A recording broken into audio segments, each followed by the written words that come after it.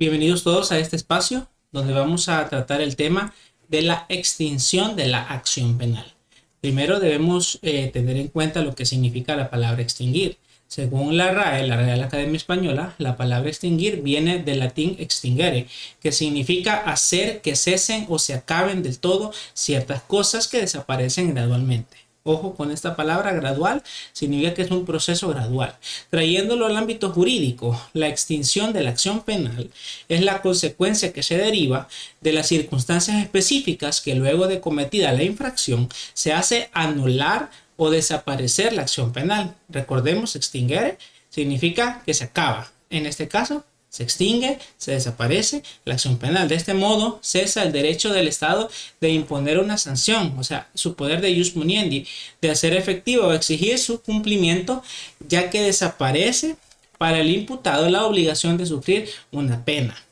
Entonces, ¿cuáles son las causales de extinción de la acción penal? Se trata de un conjunto de circunstancias diferentes del carácter político, legal, natural o privado que son ajenas a un hecho punible y que extinguen su posibilidad de persecución penal o sanción efectiva de ejecución de la pena.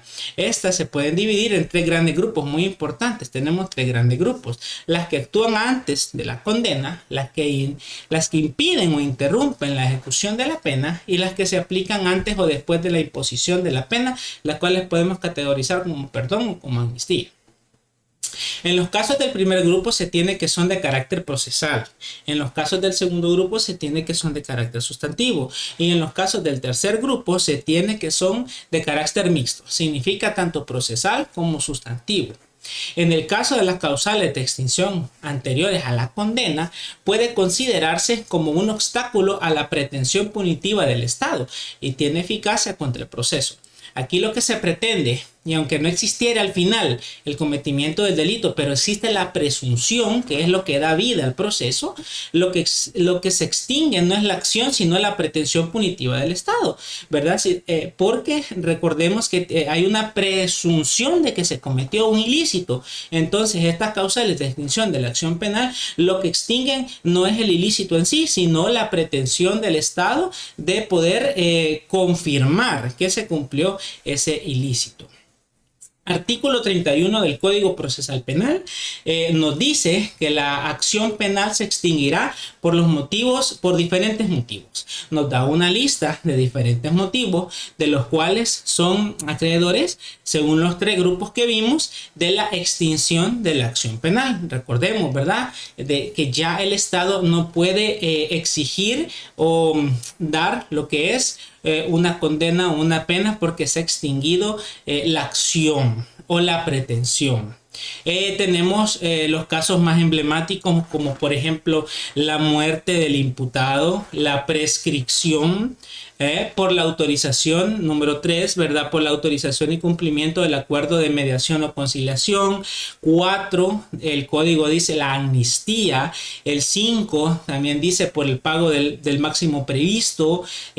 También en el 6 nos dice aplicación de un criterio de oportunidad. El 7 nos dice una revocación de la instancia particular, por la renuncia o abandono de la acusación. Miren qué interesante, o sea, por la renuncia o abandono de la parte acusadora también puede ser una causal de extinción de responsabilidad penal.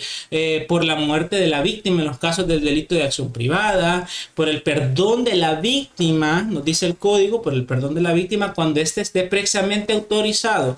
Significa que no en todos los casos, tiene que estar expresamente autorizado. Por la falta de pronunciamiento del fiscal superior, también por el cumplimiento del plazo de prueba, la caducidad de la acción privada en los casos de conversión y cuando dentro del año de dictado el sobreseimiento provisional no se haya solicitado al juez la reapertura de la instrucción. O sea, estas son los numerales del artículo 31 del Código Procesal Penal, donde nos muestra las causales de extinción de la responsabilidad penal. Los encontramos, lo vuelvo a decir, en el artículo 31 del Código Procesal Penal. Ahí los podemos estudiar, ahí los podemos ver claramente dentro de los tres grandes grupos, ¿verdad? Antes de la condena, durante la ejecución de la condena, ¿verdad?, y aquellos que evitan, ¿verdad?, perdón o amnistía. Muchas gracias. Espero que les haya sido de mucho provecho esta exposición. Pasen feliz día.